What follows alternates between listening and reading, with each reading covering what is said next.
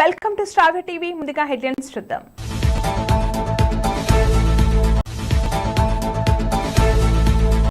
నేడు సీఎం రేవంత్ రెడ్డి ఢిల్లీ పయనం. సబ్సిడీపై రైతులకు ట్రాక్టర్లను పంపిణీ చేసిన మంత్రి నిమ్మల.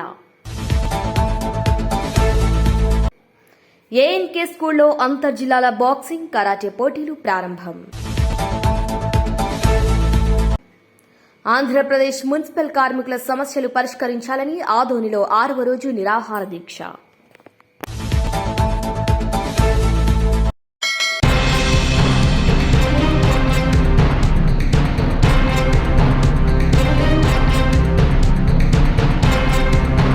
అంతర్జిల్లాల బాక్సింగ్, కరాటే పోటీలో విద్యాసంస్థల అధినేత, ఏఎన్కే స్కూల్ కరెస్పాండెంట్, ప్రముఖ న్యాయవాది అల్లీ హుస్సేన్ నిర్వహించారు. ఈ కార్యక్రమానికి ముఖ్య అతిథిగా పాల్గొన్నారు market yard chairman Katreddy Mallikarjun Reddy.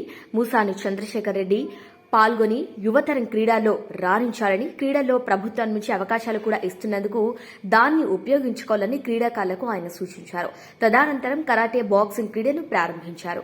ఈ కార్యక్రమాన్ని నిర్వహిస్తున్న అల్లీ హుస్సేన్ మాట్లాడుతూ, కోవెలకుంటలో క్రీడలకు అత్యధిక ప్రాముఖ్యత ఇచ్చే విధంగా మా విద్యాసంస్థ ఉందని, కాబట్టి ఈరోజు అంతర్జిల్లా క్రీడా పోటీలో నిర్వహించడం, దానికి అన్ని విభాగాల్లో 120 మంది క్రీడాకారులు పాల్గొన్నారు. ఇక పోటీలో ఎంపికైన విద్యార్థులు త్వరలో జరగబోయే సౌత్ ఇండియా పోటీలో పాల్గొంటారని తెలిపారు.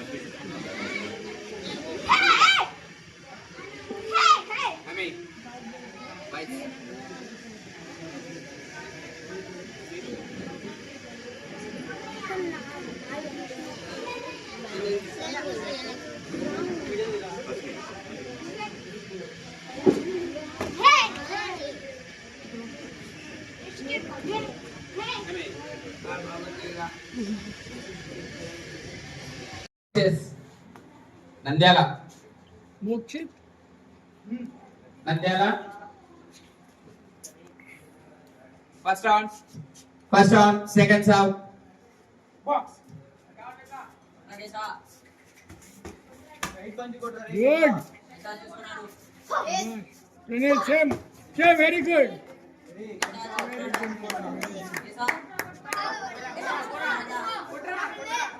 Hey, come on, good.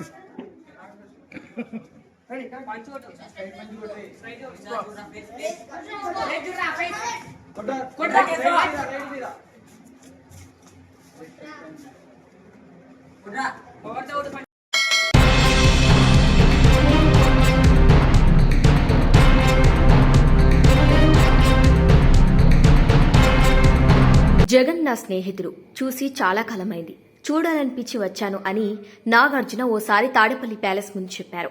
తమ మధ్య ప్రాణ స్నేహ బంధం ఉందని చెప్పకనే చెప్పారు.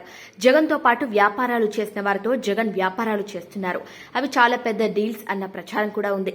ఓ సందర్భంలో విజయవాడ ఎంపీ అభ్యర్థి నాగార్జున అని కూడా అనుకున్నారు. అలాంటి స్నేహత్వం ఇద్దరి మధ్య ఉంది.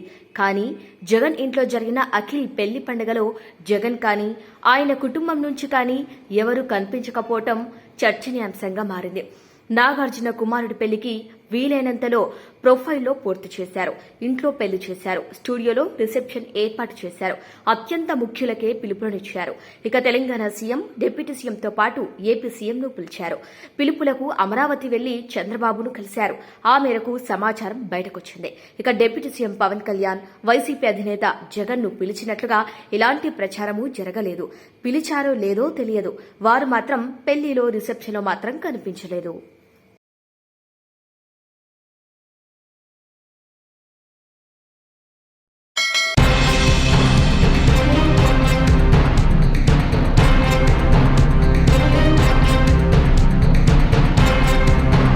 ఆంధ్రప్రదేశ్ మున్సిపల్ ఇంజనీరింగ్ విభాగం కార్మికుల సమస్యలు పరిష్కరించాలని ఆదోని పట్టణంలో 6వ రోజు మున్సిపల్ కార్మికులు నిరాహార దీక్ష చేపట్టారు.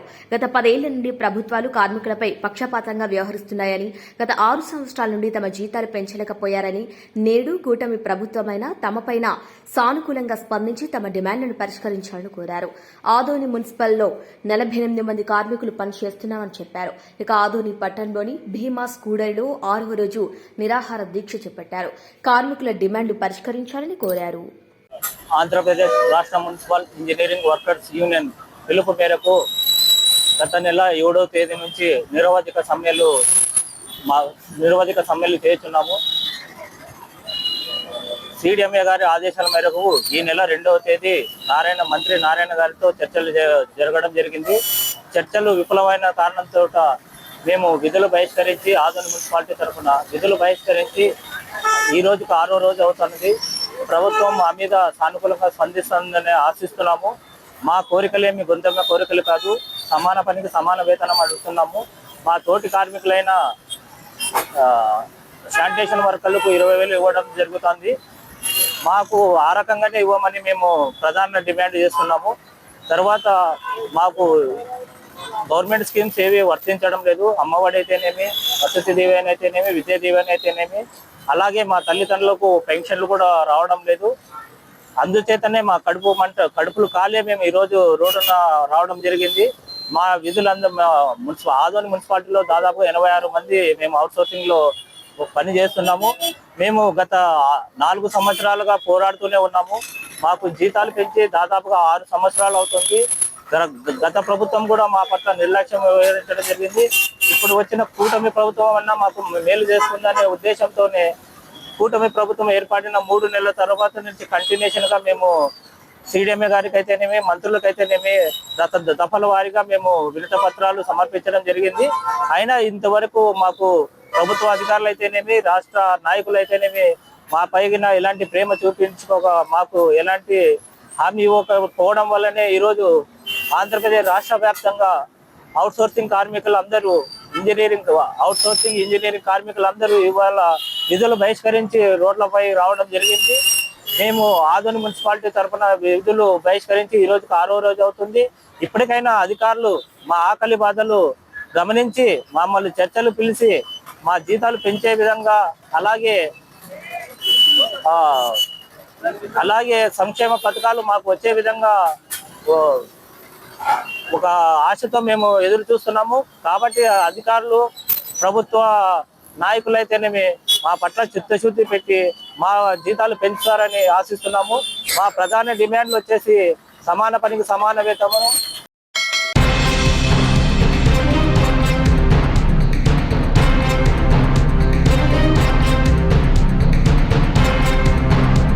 పాలకులు నియోజకవర్గంలో వ్యవసాయ శాఖ ఆధ్వర్యంలో 50% సబ్సిడీపై 80 మంది రైతులకు ట్రాక్టర్లను మంత్రి నిమ్మల రామానాయుడు, జిల్లా కలెక్టర్ నాగరాణి పంపిణీ చేశారు. ఈ సందర్భంగా వారు మాట్లాడుతూ గత వైసీపీ పాలనలో రైతులను గాలికి వదిలేసి వ్యవసాయ శాఖ మూతవేశారు. ఇక రైతులకు ఆక్సిజన్ లాంటి క్రాప్ ఇన్సూరెన్స్ ను ఎగ్గొట్టారు జగన్. నాడు జగన్ పాలనలో ఒక బరకం ముక్క గాని, యాంత్రిక పరికరం గాని రైతులకు ఇవ్వలేదు. నేడు కృషి ట్రాక్టర్లు, ఆయిల్ ఇంజన్లు, వరికోత యంత్రాలు సబ్సిడీతో అందిస్తున్నాం. గత టీడీపీ ప్రభుత్వంలో ఇన్పుట్ సబ్సిడీ హెక్టార్కు 20,000 ఇస్తే జగన్ ప్రభుత్వం 16,000కు తగ్గించింది. నేడు హెక్టార్కు 25,000 పెంచి అందించనుంది కూటమి ప్రభుత్వం అని అన్నారు. ఈరోజు రైతు ప్రభుత్వం అధికారంలో ఉంది, వ్యవసాయ ప్రభుత్వం ఈరోజు అధికారంలో ఉంది.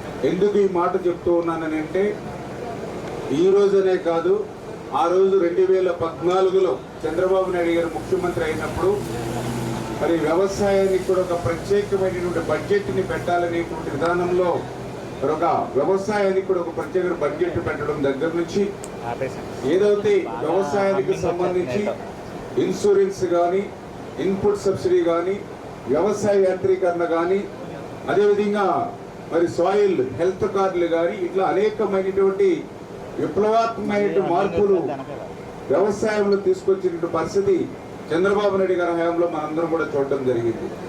మరి దయవుంచి మీరందరూ కూడా గమనించాలి, ఏదైతే 2019, 2024 గత 5 సంవత్సరాల వైసీపీ పాలనలో రైతులు ఎంత ఇబ్బంది పడ్డారో, ఎంత కష్టపడ్డారో ఒక్కసారి గుర్తు తెచ్చుకోమని అడుగుతూ ఉన్నా. మరి చాలా చాలా అవసరం. ఒక ఆక్సిజన్ లాంటిది ఇన్సూరెన్స్ అంటే రైతులకి. అటువంటి ఇన్సూరెన్స్ ను కూడా నాటి ప్రభుత్వం కట్టలేదు అని అంటే, ఇన్సూరెన్స్ ని కట్టడం మర్చిపోవడం అంటే రైతులు మర్చిపోవడమే. అటువంటి ప్రభుత్వం గత ప్రభుత్వం. ఇన్పుట్ సబ్సిడీ హెక్టార్కి 20,000 రూపాయలు ఉంది గత చంద్రబాబు నాయుడు గారి హయాంలో.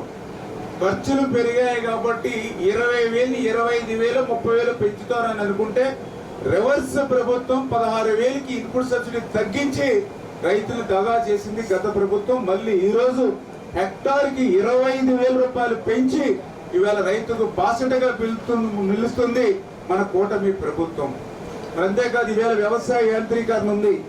మీరు చూశారు గత 5 సంవత్సరాల పాలనలో ఒక్క బరకం మొక్క కూడా రైతులకు ఇచ్చినటువంటి పరిస్థితి లేదు. మళ్ళీ ఈ రోజు మనం వచ్చాం అధికారంలోకి. మళ్ళీ ఈ రోజు 50% సబ్సిడీతో కృషి ట్రాక్టర్లు గాని, ఆయిల్ ఇంజిన్స్ గాని, అదేవిధంగా ట్రాక్టర్స్ సంబంధించిన వ్యవసాయక పరమైనటువంటి పనిముట్లు, అందులో కూడా పర్టికులర్ గా ఇవాళ టెక్నాలజీని కూడా మరింత పెంచి డ్రోన్స్ ద్వారా ఏదైతే పురుగు మందులు కానీ ఇతరత్ర పిచికారీ చేసేటువంటి విధంగా డ్రోన్స్ ని కూడా పెద్ద ఎత్తున సబ్సిడీ మీద ఇచ్చి రైతాంగాన్ని ఆదుకునేటువంటి విధంగా ఎన్నో కార్యక్రమాలు. అందులో భాగంగానే హెల్త్ కార్డులు కూడా ఈ రోజు మరి రైతులకి పొలాలకు సంబంధిస్తూ ఉన్నాం. మెగ్నీషియం, ఒక బోరాన్, ఇట్లా ఏవైతే ఉన్నాయో అవి కూడా అవసరం పంట పండాలంతే. అంచేత ఖచ్చితంగా ఇవన్నీ సాయిల్ హెల్త్ కార్డుల ద్వారా మనం పరీక్షించి ఏ మోతాదు ఏ పొలాలు ఎంత వాడాలనేటువంటి విధంగా, అంటే పెట్టుబడులు తగ్గుతాయి, దిగుబడులు పెరుగుతాయి అనేటువంటి ఆలోచనతో చంద్రబాబు నాయుడు గారు మరి ఇటువంటి ఆలోచన సాయిల్ హెల్త్ కార్డులు కూడా తీసుకొచ్చారు. ఈ రకంగా ప్రతి కార్యక్రమాన్ని కూడా మీ ద్వారా తీసుకెళ్తున్నామని చెప్పి తెలియజేసుకుంటూ, అదేవిధంగా గతంలో కూడా 5 సంవత్సరాల పాలనలో రైతులు కష్టపడి పంట పండిస్తే ఎన్ని ఇబ్బందులు పడ్డారో ఒక్కసారి గుర్తు తెచ్చుకోండి. మనం 6 కాలం కష్టపడ్డాం. పగలు రాత్రి అనే తేడా లేకుండా కష్టపడి పంట పండించాం. మన పంట పండించిన తర్వాత మరి రైస్ మిల్లుల దగ్గర వారం రోజులు, 10 రోజులు, 5 రోజులు పడిగాపులు పాచారు రైతులందరూ కూడా. ఎంత దుర్మార్గంగా ఆ రోజు రైతుల పట్ల వ్యవహరించింది. మరి ఎండల్లో అక్కడ ఉన్నాడు, వానల్లో తడుస్తూ ఉన్నాడు, అక్కడ భోజనం పెట్టేవాళ్ళు లేడు, టీ చుక్కలు ఇచ్చేవాళ్ళు లేడు రైస్ మిల్లుల దగ్గర డ్రైవర్లకి, ఆ రైతులకి కూడా.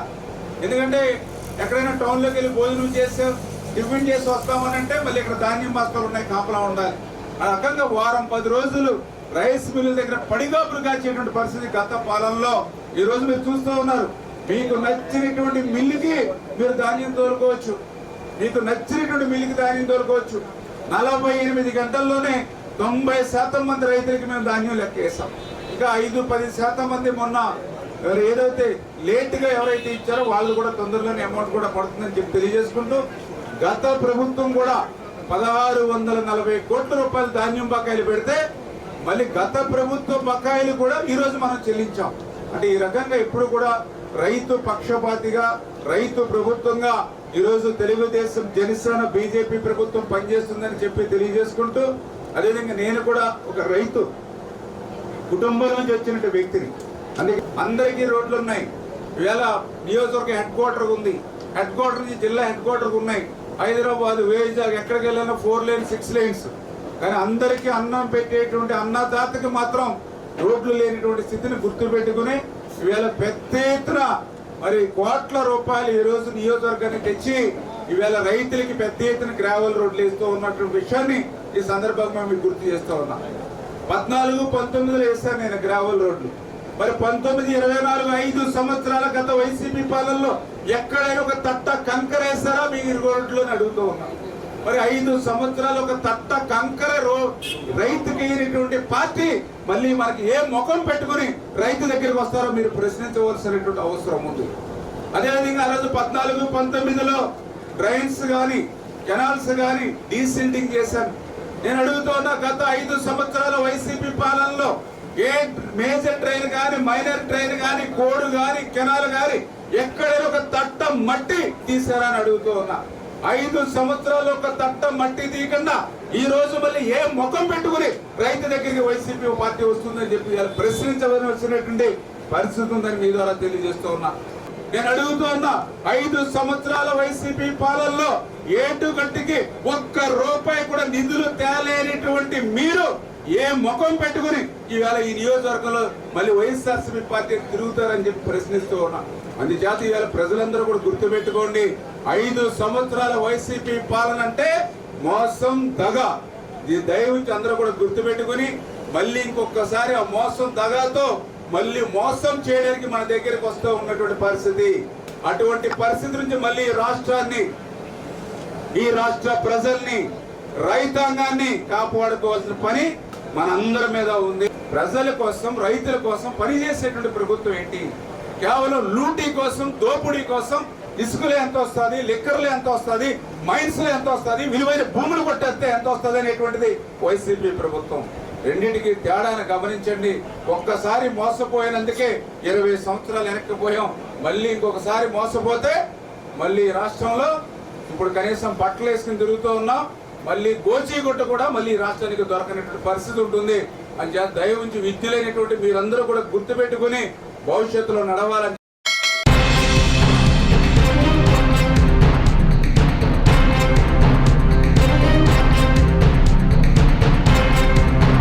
తెలంగాణ ముఖ్యమంత్రి రేవంత్ రెడ్డి నేడు ఢిల్లీకి వెళ్లారు. ఇక ఢిల్లీ పర్యటనలో భాగంగా రేవంత్ రెడ్డి ఏఐసీసీ పెద్దలను కలిశారు. ఈ సందర్భంగా కొత్త మంత్రులకు శాఖల కేటాయింపుపై హైకమాండ్లో చర్చించారు. ఇక సీఎం రేవంత్ రెడ్డి ఢిల్లీ పర్యటనలో భాగంగా ఉదయం 10:20 శంషాబాద్ ఎయిర్పోర్ట్ నుంచి సీఎం బయలుదేరారు. ఇక నూతన మంత్రులతో, శాఖలతో పాటు పార్టీ కార్యవర్గ విస్తరణపై చర్చించినట్టు తెలిసిందే.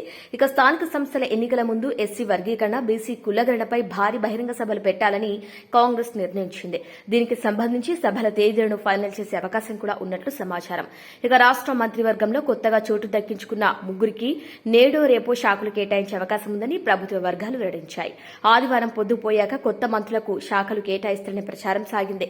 ఇక సామాజిక మాధ్యమాల్లో వారికి ఏ శాఖలు కేటాయిస్తారో కూడా ప్రచారం జరిగింది. అయితే ప్రభుత్వం మాత్రం ఆయా మంత్రులకు శాఖల కేటాయింపుపై సోమవారం లేదా మంగళవారం ప్రకటించే అవకాశం ఉన్నట్లుగా కూడా చెప్పారు. సోమవారం లేదా మంగళవారం ప్రకటించే అవకాశం ఉన్నట్లు కూడా సమాచారం ఉంది. ప్రస్తుతం ఎవరికి కేటాయించని శాఖలనే కొత్త వారికి ఇచ్చే ఛాన్స్ ఉందని ప్రభుత్వ వర్గాలు వెల్లడించాయి.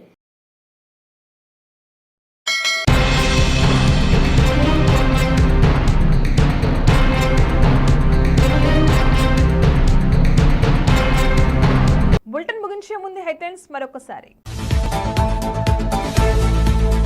నేడు సీఎం రేవంత్ రెడ్డి ఢిల్లీ పయనం.